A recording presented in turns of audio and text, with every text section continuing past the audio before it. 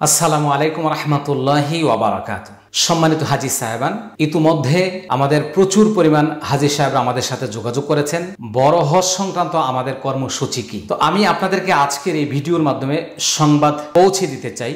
2025 সাল থেকে আমরা পুরোদমে শুরু করতে যাচ্ছি বড় হজের কার্যক্রম। 2025 সালে যদি আল্লাহ সুবহানাহু ওয়া তাআলা আমাকে কবুল করেন, আমি নিজেই ইনশাআল্লাহ হজের কাফেলা নিয়ে যাব।